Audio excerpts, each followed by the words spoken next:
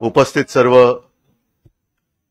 आता पंचायत अशी होती की सभेच्या वेळेला बोलताना वेगळं बोलतो, पण आता सगळा हा कार्यक्रम जरा उपस्थित सर्व मुख्याध्यापक, सर्व संस्थाचालक आणि शिक्षक बांधवांनो आणि भगिनींनो, अभ्यंकर साहेब तुमचं प्रास्ताविक मी ऐकत होतो. त्याच्यानंतर आता आपलं निवेदन ऐकलं. बोलताना अभ्यंकर साहेब आपण असं म्हणालात की कार्यक्रम किती छोटा असो मोठा असो मी त्याला हो म्हणतो. याचं कारण कार्यक्रमाची साईज मी बघत नाही, कामाची साईज बघतो. कार्यक्रम छोटा असेल आणि हा काय तसा छोटा कार्यक्रम नाहीये. जर का सगळे एकत्र केले, सगळ्या संस्था, सगळे मुख्याध्यापक, तर किती विद्यार्थी होतील. या खोलीमध्ये किती हजारो विद्यार्थी बसलेत असं समजा. आणि आयुष्यामध्ये चांगलं शिक्षक आणि चांगलं शिक्षण हे मिळालं नाही तर काय होतं त्याचं एक आत्ता तुम्ही जो बोलला ना, ड्युटी म्हणजे मशाल आणि दिवटा म्हणजे, तर असे जे काही दिवटे निघालेत त्यांना मशालीचं महत्व कळणार नाही आणि कळलेलं नाही. ही गंमत आहे मराठी भाषेची. आणि मला अभिमान आहे की शिवसेनेच्या माध्यमातून पहिल्या प्रथम शिक्षक मतदारसंघातून निवडून तुम्ही सर्वांनी दिलेला आपला लोकप्रतिनिधी इकडे तिकडे काही वाह्यातपणा न करता शिक्षक म्हणून विधान परिषदेत सुद्धा आणि आपल्या कामात सुद्धा एक वेगळा ठसा उमटवतोय. आणि तुम्ही म्हणाला ते खरंय आणि तसंच करा. तुमचा जो काही आमदारकीचा फंड आहे तो फक्त आणि फक्त शिक्षणासाठीच वापरा. बाकी आता आहे, मी पण आमदार आहे, सगळे आमदार खासदार आहेत, त्यांचे फंड वापरतोच. पण हे फंड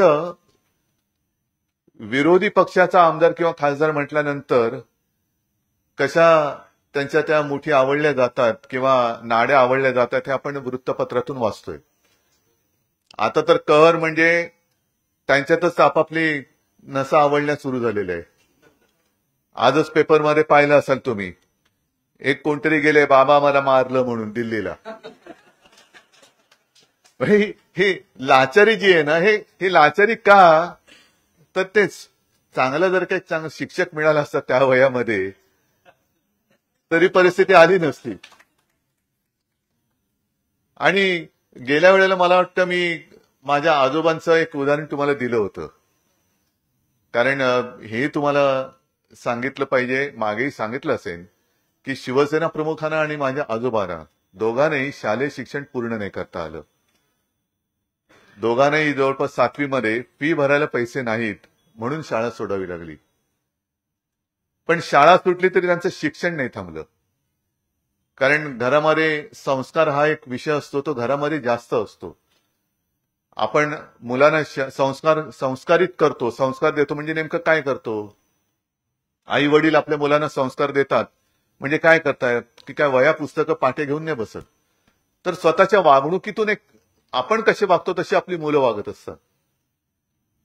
आणि मग घराणेशाही म्हणते ती तशीच, म्हणजे वडिलांनी एवढा घोटाळा केला तर मुलगा आणखी मोठा घोटाळा करणार. तर ह्या सगळ्या गोष्टी ह्या संस्कारातून येतात. आणि आता नवीन आधुनिक जे काही तंत्रज्ञान तुम्ही म्हणताय, कॉम्प्युटर हे आहेच, म्हणजे आता माध्यमं ही बदलायला लागली. आजही शाळेमध्ये पाटी आहे की नाही मला कल्पना नाही, कारण आपण सगळेजण जे माझ्या वयाचे आहेत ते पाटीवरती अक्षरे गिरवत शिकलेले आहेत. आणि बहुतेक आपली अक्षरं हे आपल्या आईने आपला हात हातात धरून गिरवून घेतलेली आहेत, म्हणून तिला मातृभाषा म्हणतो आपण. अ आई उ ए सगळे जे काय आहे हे सगळं तिकडनं पाटीवरती गिरून गिरून गिरून आपण ही अक्षरं गिरवत मोठे झाले. तेव्हा कुठे कॉम्प्युटर होता.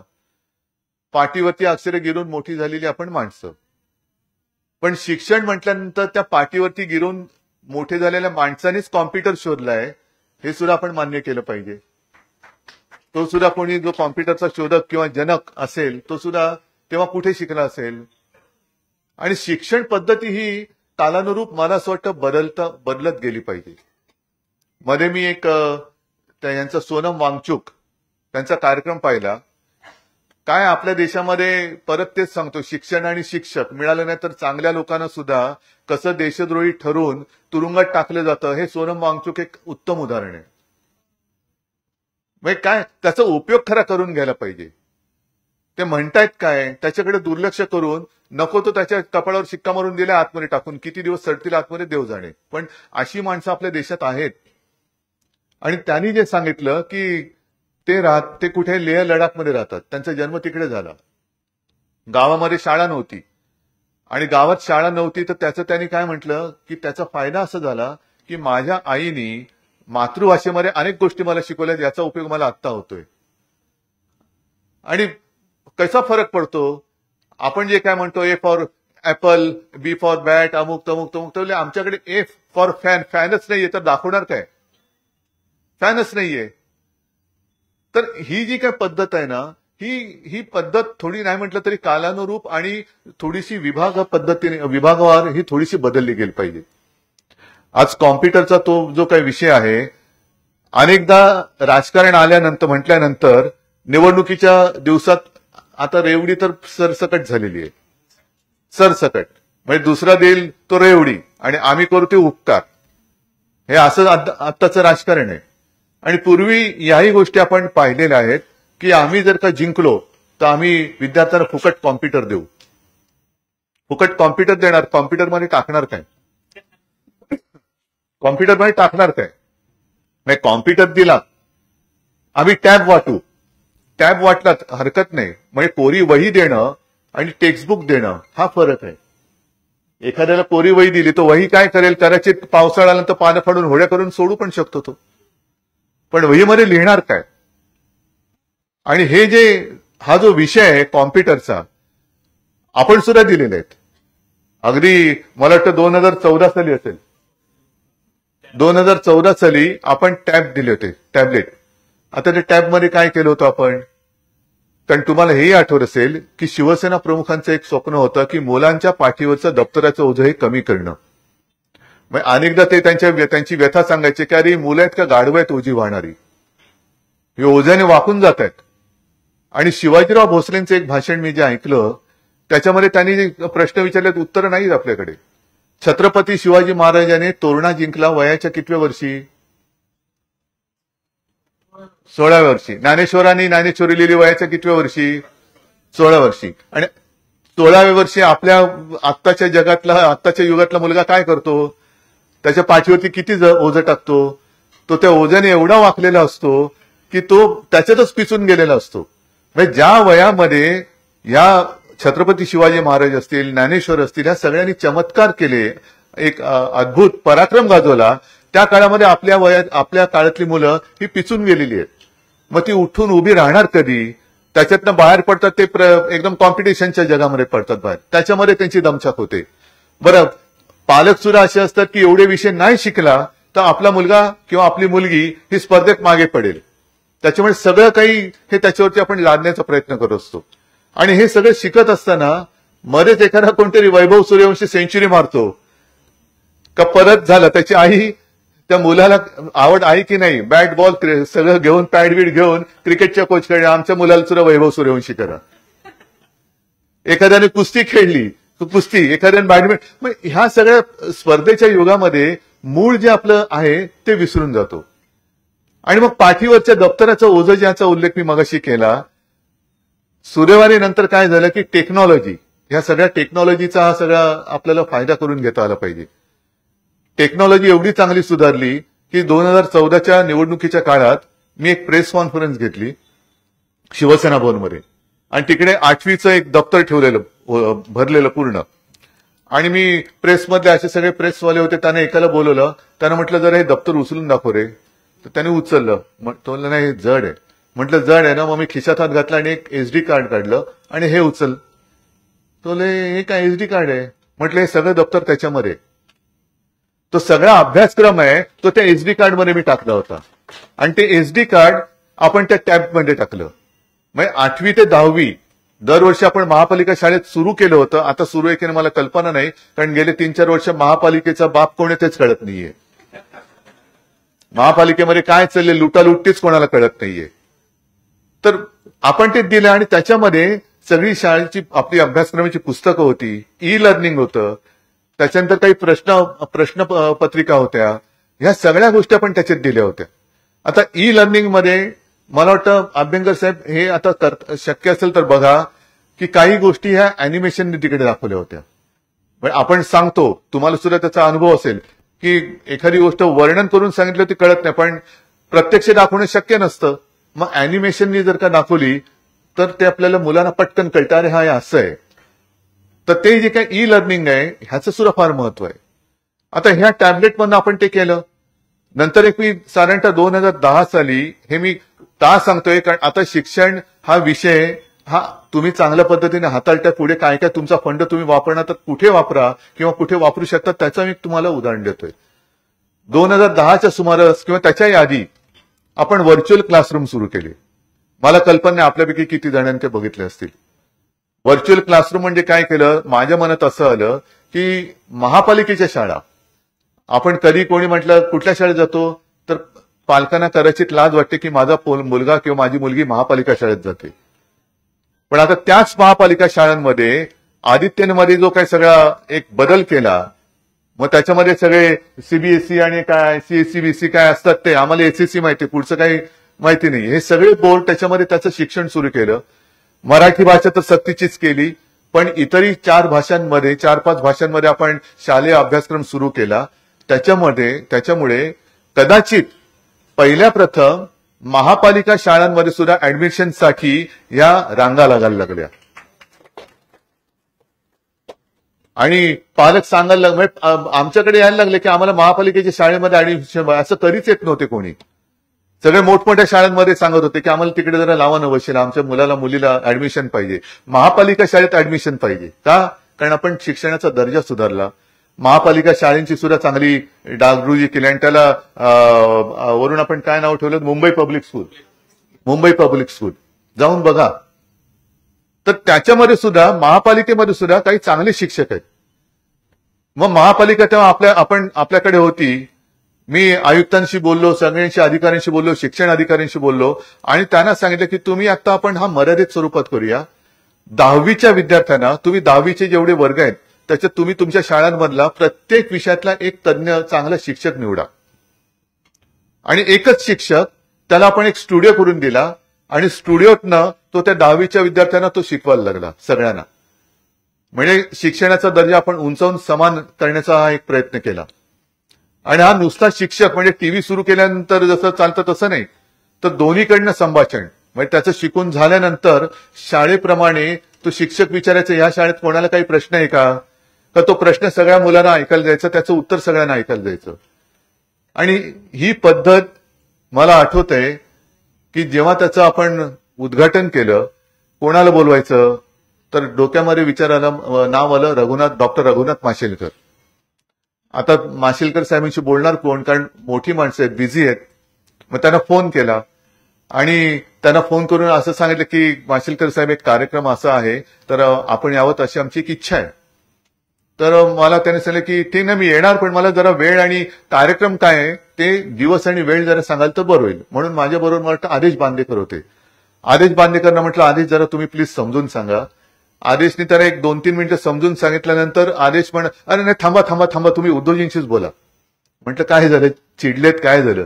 तुम्ही फोन घेतला, मला म्हणाले उद्धवजी तुम्ही विश्वास ठेवणार नाही, जे मी आता लिहितोय ते तुम्ही करताय, मी आता माझी डायरी बघणार नाही, मला वेळ आणि ठिकाण सांगा, मी आलो. आणि ते आलो. तर ह्या सगळ्या ज्या काही गोष्टी आहेत ना, ह्या आपणच पुढे नेल्या पाहिजेत. कारण हे सगळं मी आधुनिक तंत्रज्ञान तुम्हाला सांगत असताना 15 दिवसापूर्वी जे मी मराठवाड्यात फिरलो, मराठवाड्यामध्ये तुम्हाला माहिती आहे तसं गेल्या वर्षी महाराष्ट्रभर आपत्तीच आली. म्हणजे एवढा पाऊस पडला की यापूर्वी म्हणजे मराठवाड्यातले साधारणतः 70-80-90 वर्षाचे शेतकरी मला सांगत होते की एवढा पाऊस आम्ही आमच्या आयुष्यात कधी पाहिला नव्हता. एवढा पाऊस आला म्हणजे काही ठिकाणी नदीच्या पात्रातून पाण्याचे लोट जे आले ते जमिनीच वाहून गेल्या. म्हणजे घरदारं वाहून गेली, जमीन वाहून गेल्या, जमिनीवरचे माती वाहून गेली, खडक सगळे गोटे हे सगळे वरती आले. आणि मग अशा परिस्थितीत शेतकरी विचारायला लागला की खायचं काय. मग त्यांना धीर देण्यासाठी जो काय मी फिरलो आणि शेतकऱ्यांना मी सांगितलं तुम्ही बोला तुमचं काय म्हणणं आहे. तर त्याच्यात एक महिला उभी राहिली आणि उद्वेगाने बोलली. ते सगळ्या परिस्थितीचं तिने वर्णन केलं आणि तिने सांगितलं की असं म्हणतात की मुलींना फुकट शिक्षण आहे, पण माझ्या मुलींना तिकडे शिकवायला गेलं तर त्याच्यासाठी फी भरायला लागते. आम्ही आमच्या घरामध्ये आता काय नाहीये, शिकायचं कसं, मला मुलीला शिकवायचंय. म्हणजे ती उद्वेगाने बोलत होती, डोळ्यात पाणी पण होतं, एक राग पण होता, उद्वेग पण होता, शल्य पण होतं.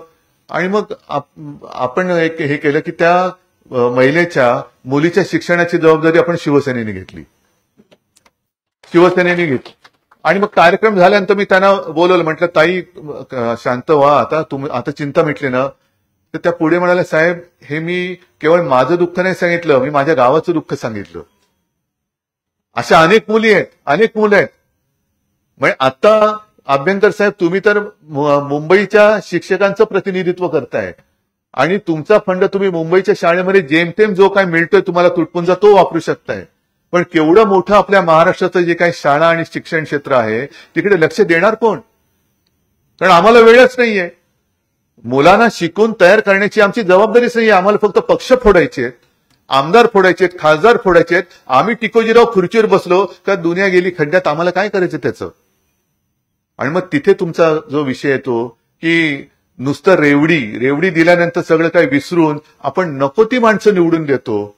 त्याच्यापेक्षा नेमकं निवडायचं काय, तांदळातून खडे निवडायचे का खड्यातून तांदूळ निवडायचे, हे शिकवण्याचं काम हे तुम्ही करायला पाहिजे. नाहीतर याचे कार्यक्रम होत राहतील. आणखीन मी पण सांगेन, मी पण माझा फंड देतो, किती द्याल, किती कॉम्प्युटर देणार. बरं कॉम्प्युटर दिल्यानंतर त्याला कॉम्प्युटरचा तो ऑपरेटर आणि शिक्षक असं कॉम्बिनेशन पाहिजे, हे कोण शिकवणार परत. तर ह्या सगळ्या गोष्टीमुळे हे वाटतं करायचं म्हटलं तर करू शकतो आणि ते केलंच पाहिजे. आणि एका गोष्टीचं मला नक्कीच समाधान आहे की कोणीतरी केलं पाहिजे म्हणण्यापेक्षा माझ्या पक्षाचा आमदार करतोय याचा मला अभिमान आहे, याचा मला नक्कीच अभिमान आहे. आणि हे क्षेत्र जे आहे म्हणून मी तुम्हाला म्हटलं ना की आजोबांचं जे उदाहरण गेल्या वेळेला तुम्हाला सांगितलं होतं. कारण आमची जर का घराण्याची परंपरा पाहिली तर आजोबांची आई, त्यांची आजी म्हणजे सगळे असे शाळेत वेळेत शिकलेले नव्हते, पण विचारांनी पक्के, संस्कारांनी पक्के. तर एकदा शाळेत ना आजोबांच्या आईना बोलवणं आलं की जरा बोलाय, आजच आजोबांची पुण्यतिथी. तर आजोबांच्या आईला बोलवलं आणि त्यांनी शिक्षकांनी सांगितलं की हा केशव जरा अभ्यासात कच्चा आहे, त्याची तयारी करून घ्यायला पाहिजे. आताचं शिक्षक सुद्धा ते होतं ना तुमची काय होते, पीटीए.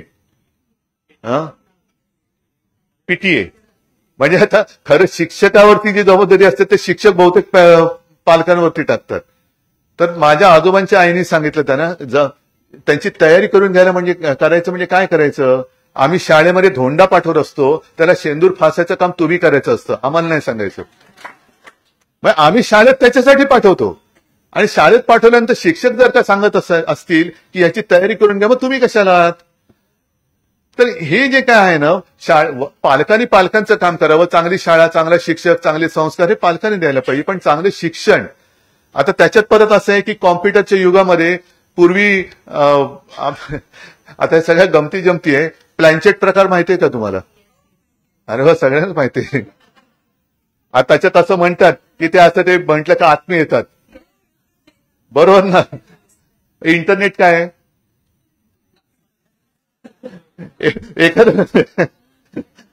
एखादा प्रश्न विचारला की ते उत्तर मिळायचं. तर इंटरनेटवरती जरा कुठे तुम्ही टक केलं का संपूर्ण त्याची कुंडली येते. पण ही माहिती झाली. माहितीला जेव्हा अनुभवाची जोड मिळते तेव्हा त्याचं ज्ञानात रूपांतर होतं, असा माझा समज आहे. आता ते त्या माहितीच्या आधारावरती त्याचं ज्ञानात रूपांतर करून त्याच्या चांगल्या मूर्त्या घडवण्याचं काम हे करणं हे तुमचं काम आहे. आणि या कामासाठी आमच्याकडनं जे लागेल, ज्या वेळेला लागेल ते आम्ही यथाशक्ती केल्याशिवाय राहणार नाही, एवढं एकच वचन तुम्हाला देतो आणि शुभेच्छा देतो. जय हिंद, जय महाराष्ट्र.